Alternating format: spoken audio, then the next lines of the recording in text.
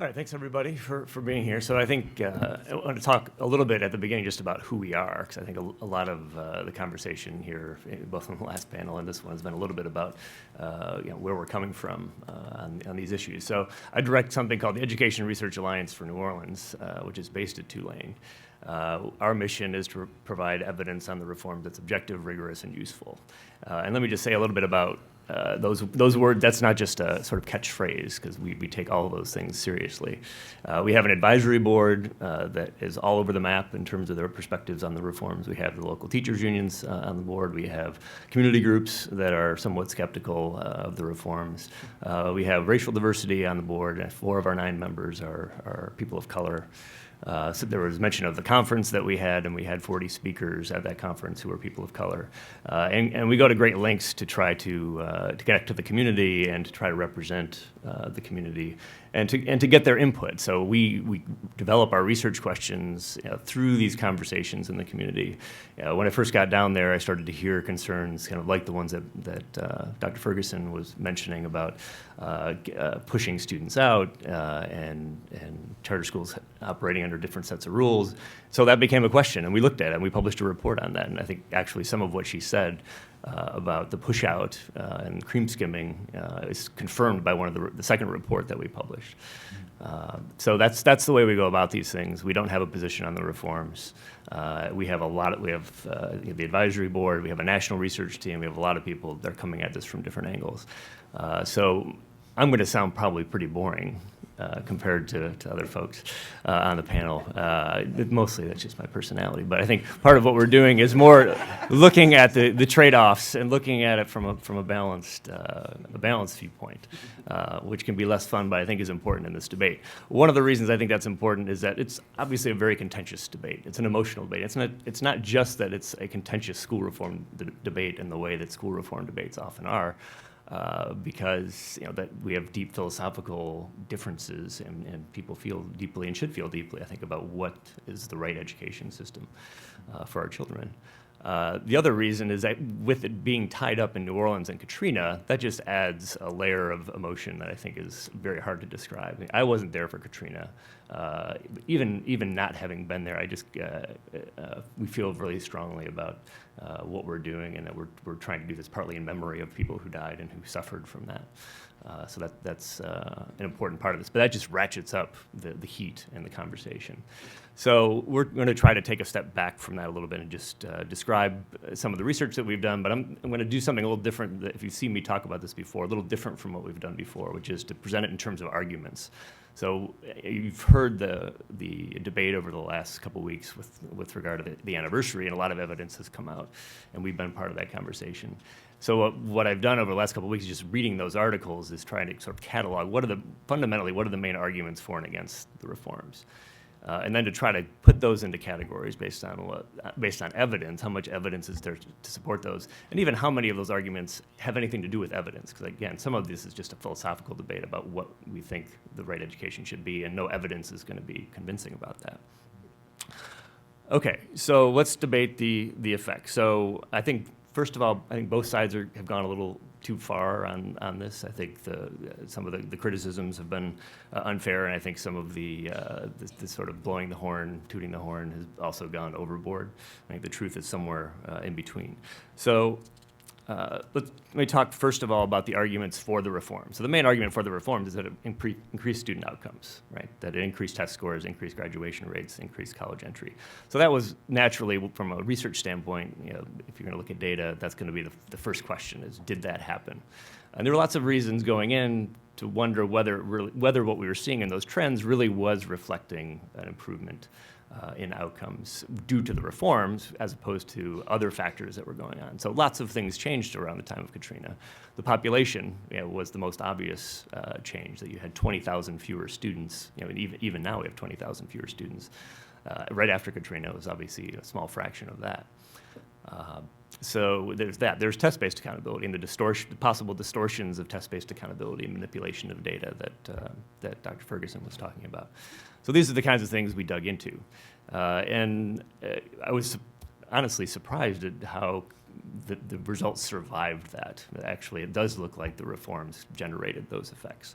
and to address some of the things that I'm kind of anticipating in response to some of the things that have been said already about, for example, individual charter schools pushing out students. Yeah, we're saying that that happened, but one of the ways we're looking at the reforms is by looking at the city as a whole. So if a student's pushed from one school to another, they're still in the data that we're looking at, and we're still able to see their outcomes. So one of the reasons we do that is because we worried precisely about what Dr. Ferguson was talking about, that if we're pushing students, say, from charters to non-charters or from RSD to OPSB or vice versa, that trying to say that one school is better than another becomes not very meaningful.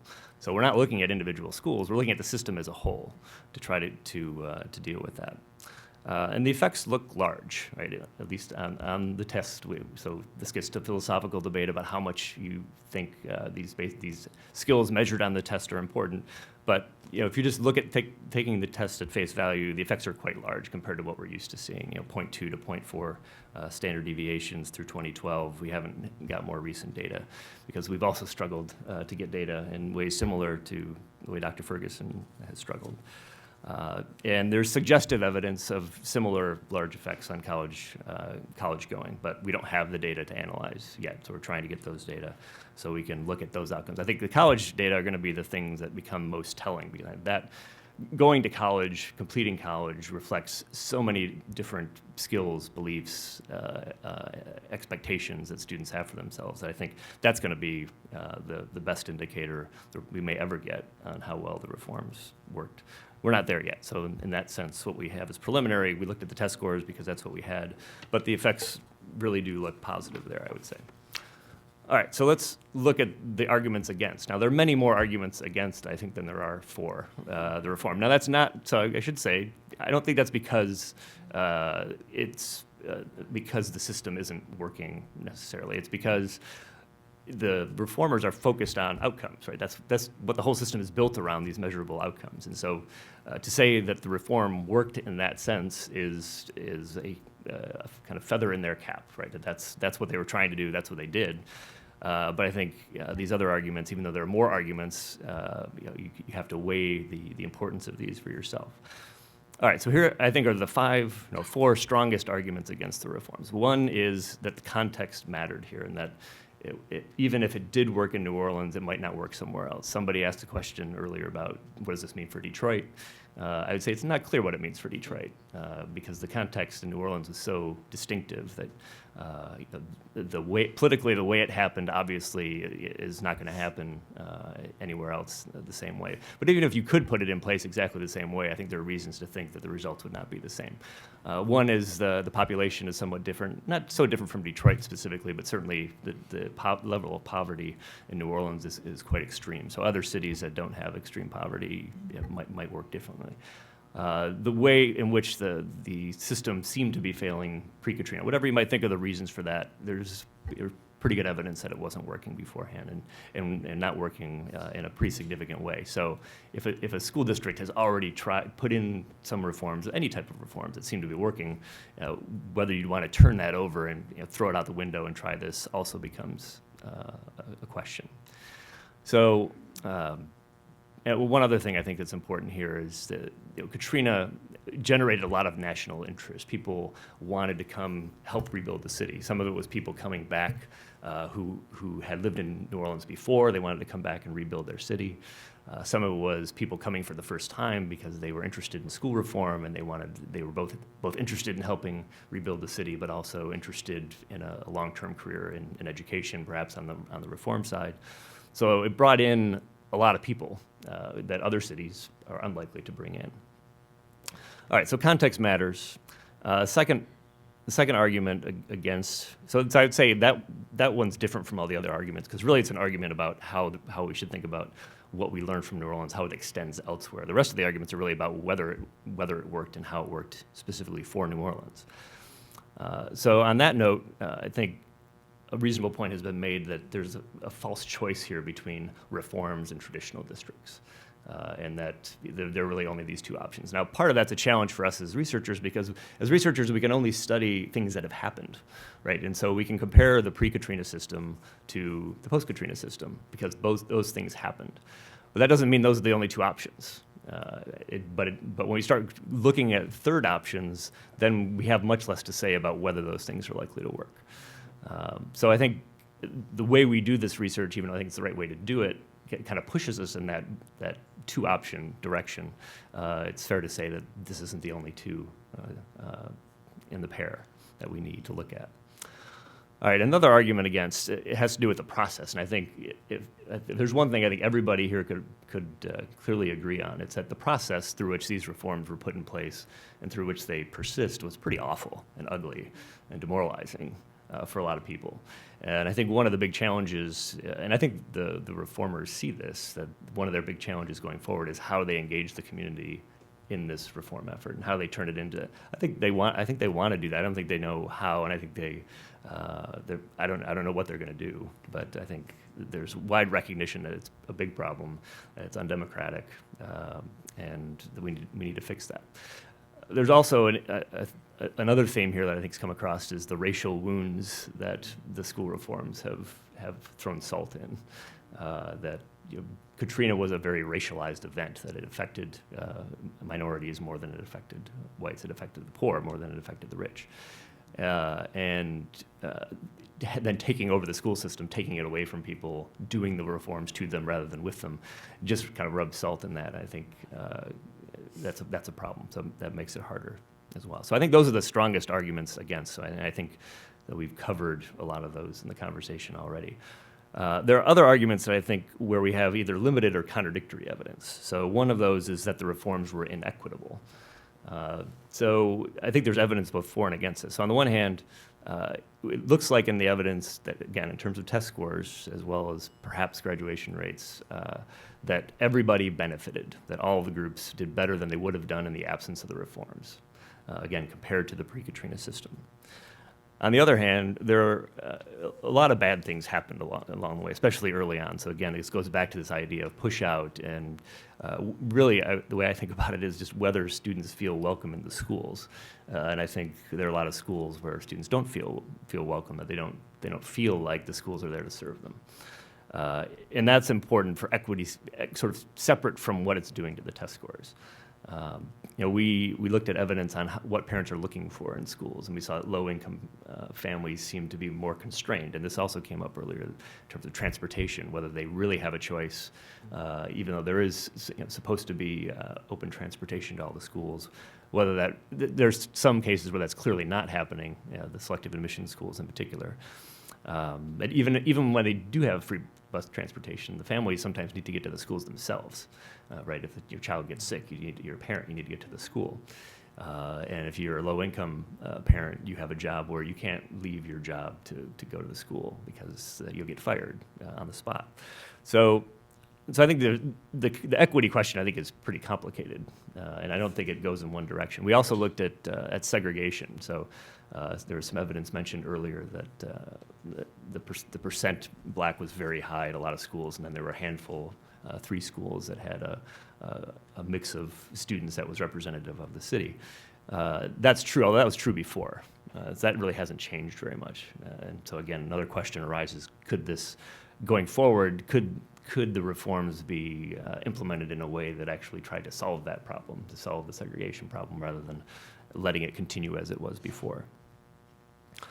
All right, so another argument overall is we're measuring the wrong outcomes. So this is partly a philosophical argument, and it's partly about kind of what data we have. So I think the test scores are important. I think it's not just sort of this industrial versus kind of social justice perspective. I don't think that the test scores are only important from an industrial sense. They are important in terms of getting a job and going to college and those kinds of things. But I think having those basic skills is going to be important for almost anything. So I think we have limited evidence to say whether we'll see something different on these other outcomes, especially college at this point. Third argument, that student outcome data have been manipulated. So I think don't have enough evidence on this yet. We're also trying to get the data to look at how students are being categorized. The research that Dr. Ferguson did on assigning students to this out-of-state category that's not easily verified, and the audits that ought to be done to verify that whatever the school is saying happened to the student actually did. That there needs to be more. The system needs to do more on that, but we also need to be able to get the data to look at what has been done.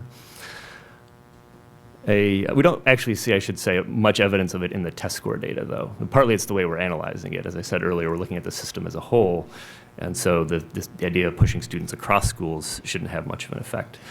We also don't see much evidence of missing data, unusual patterns of missing data, so we looked at that to see whether maybe low-performing schools or low-performing students would be more likely to have a missing test score, or students in poverty more likely to have a missing test score. We actually don't see any evidence of that. And a final argument where I think the evidence is limited or contradictory is about what parents want with regard to neighborhood schools. I think the discussion has been somewhat contradictory about the degree to which we should have choice versus neighborhood schools. I think there was some indication earlier that maybe choice is a good idea, but there's also argument for neighborhood schools, and those things are somewhat contradictory. It's hard to have neighborhood schools and choice at the same time. In terms of the polling data, it looks like that parents want choice. So, for what that's worth. All right, so then the weaker arguments against the reforms. So I would say one is that there really were no real effects of the reforms, that it was just population change and so on. I don't think that's a strong argument. We've looked at that every which way. We're also working with the Census Bureau to try to look at it yet another way to get really detailed information about the population. But we don't see any evidence that it can be attributed to population change. A second is that it was all about the resources and not about the quote-unquote reforms, right? So you could conceivably buy the argument that the changes after Katrina increased student outcomes, but simultaneously say, but it wasn't really choice or charter schools or any of these things. It was that they put nice new buildings up and they renovated the buildings. And the building, it's true, the building capacity and infrastructure in New Orleans was unbelievably bad before Katrina, before the flooding. I mean, buildings from the 1800s were still operating in New Orleans. It's really incredible. So that said, it doesn't look like, when we look at other evidence about the effects of spending, it doesn't look like that could explain much of what's going on either, that the effects of spending, even in some of the recent evidence that has come out on this, those effects don't seem to be large enough to explain the outcomes either. A third argument that I would say is not so strong is it comes up a lot that the state keeps changing the proficiency definition or changing the school grading system, which is true. It is doing that. But we sort of sidestep that in the analysis. We're just looking at the scale scores. It doesn't matter what the school grades are in our analysis. It doesn't matter what the proficiency cut score is. We're looking at the scale score. So what we're seeing is an increase in the scale score. We're just ignoring whatever the state wants to say about the proficiency standards and the school grades. A fourth argument is that the student outcome levels are still dismal, right? So even if there's been improvement, the levels are still low. I think that's true. I don't think anybody would declare victory here, but it's a pretty substantial improvement, it would appear. So if there was a really substantial improvement and that we're still at a low level, I think is more damning of the prior system than it is a criticism of the current system. If you've made substantial improvements and you're still dismal, what does that say about where we were beforehand? So I think those are the weaker arguments against. So this is just trying to catalog, I think, where we are. So let me just draw a couple of conclusions, and I want to make sure Karen has plenty of time here. So I think bottom line, if we could sort of pull all this together, I would say it was a really ugly process that seemed to have generated pretty good results. So that's hard to swallow in a sense, right? It's hard to think about what we do with that kind of a conclusion, because nobody would wish this process, I think, on anyone. Even those who doing it, I think in retrospect, wish they had tried to do it differently. So I think that's important. I do think it's hard to make a case against the reforms on the basis of the existing empirical evidence at this point. There's one other thing that I want to talk about from the prior panel, which is the reference to NAEP scores and to the state of Louisiana as a whole. You can't say anything about what's the New Orleans reforms based on NAEP scores, unfortunately, because New Orleans does not participate in the NAEP urban district assessment, so we really can't say anything about New Orleans from the NAEP. or from looking at the state information as a whole. So I think another way to look at this is to do a thought experiment and think, let's go back 2 years before we really knew much at all, about the reforms, about the effects, and think what would bad evidence look like, right? So bad evidence to me would have been increased segregation, increased mobility, really poor choices, perhaps, or movement of students to low-performing schools, and no increase or reduction in student outcomes. That's not what we see. So if those had been the conclusions of the evidence, which 2 years ago I thought might have been entirely plausible, but none of that's plausible now, I would have said, yeah, this has been a failure. So the reverse seems to be true on those dimensions. So given that, I think, again, it's hard to make a case based on the evidence that we have that the system has failed. We do need more evidence, right, especially on college outcomes. And this issue of the audits and student transfers. But based on what we've got now, it's hard to make a case against it on that basis.